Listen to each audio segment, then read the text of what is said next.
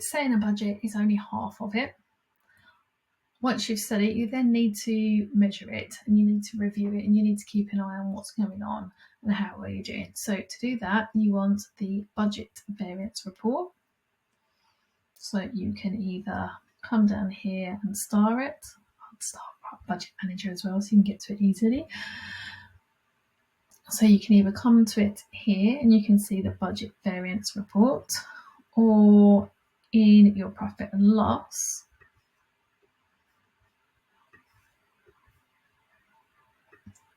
you can see it as one of the options as well. So you've got budget variance there, and you've also got current financial year by month, actual and budget. So I'm just going to look at the budget variance first.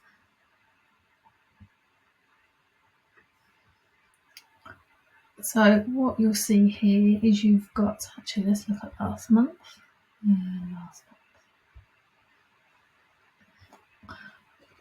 Now, bearing in mind last month is the year, start of the year, so your year to date and your monthly will be the same. So we'll come back to that in a second. But yeah, what you can do here is you can see your actual versus your budget. And you can see the sales were higher, but your costs were also higher.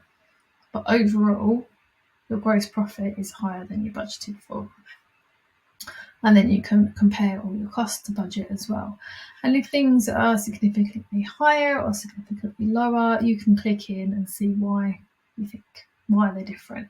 And you may find that actually you do want to go in and adjust your budget because you had forgotten about certain expenses when you were setting it.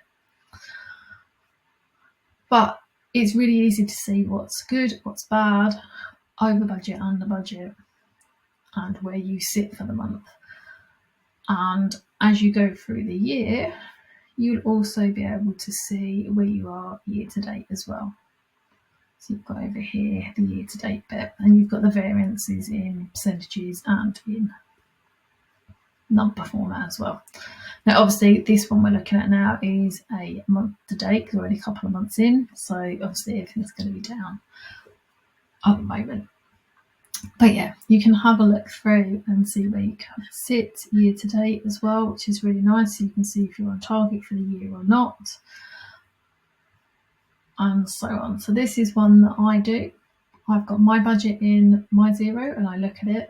I look at this every month. I'm a bit sad towards the end of the month. I'm really looking at it because I want to hit my sales targets. And if I'm not hitting my sales targets, I'm then looking around at, right, what are we still able to sell? Who are we able to sign? In my coaching business, I'll be looking at, right, I need to get a new coaching client or things like that, or a new speaking gig.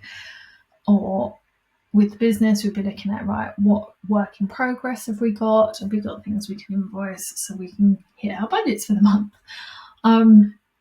But I think this is really great because you're striving, and if you're constantly under or over budget, then you need to look at that. Maybe you need to set yourself some higher targets if you're constantly over your budget.